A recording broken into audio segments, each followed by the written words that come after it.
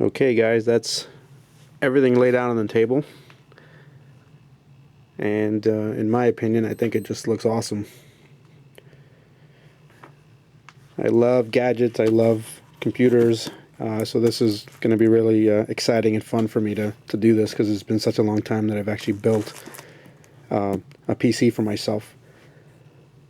So let me go over a couple things that I wanted to point out, and I guess when I continue on with the series and I start focusing on some of these other parts, I'll explain a little bit more, but I wanted to explain a little bit about my decision process here and why I picked what I did.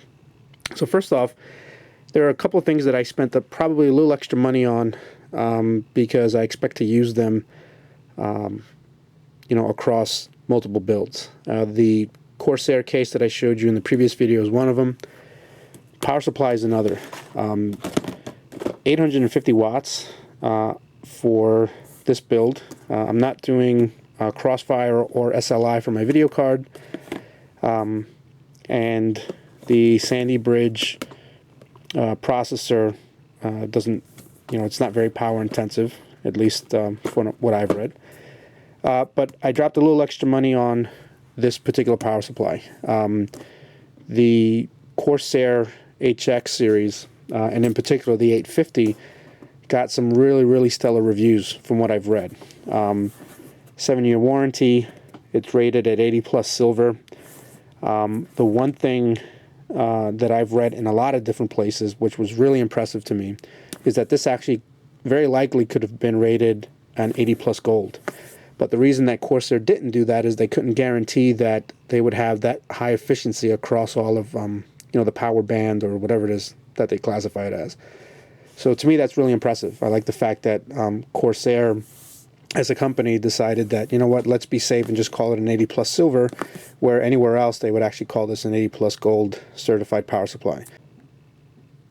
Alright, so the keyboard. I think peripherals like keyboards, mice, headsets, that kind of stuff, to me is partly review based as far as my decision process there, but the other part really is sort of feel, and it's a little bit more personal decision than, it's a lot easier to say that this power supply is rated better and is better performing than some other power supply.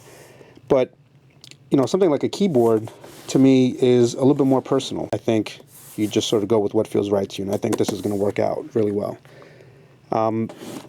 Video card, when I started out with this project, I said I'm going to give myself a budget of about $200 or so for a video card. This technology changes so quickly that I said, well, let me pick what is going to work out for me in that price range, and this happened to be my price range when I put my order in, and that's why I picked it. Processor, why Intel versus AMD?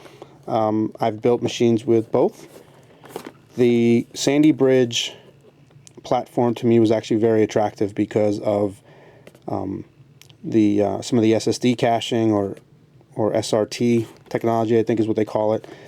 I like the fact that I can take this processor and do some of the video encoding and have the graphics of the chip take care of that and not have a huge impact on performance, because I do a lot of video editing, or at least I'm now starting to do a lot, so that's been really attractive to me. And then the last thing I wanted to mention, at least on this part, is I went with 16 gigs of memory instead of like 8. And the reason being is it was so relatively cheap to get 16 gigs versus 8 that I just said, screw it, let's just get 16 and be done with it.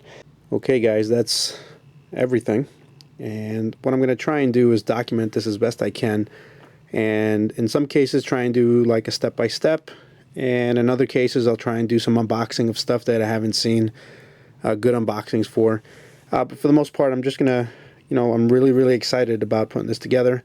I'll try and document it as best I can, and hopefully this will be something that is useful, and when I get to finally putting this whole thing together, I'll, if it's worthwhile, or if I haven't lost steam by that time, I'll try and do some benchmarking and some other stuff.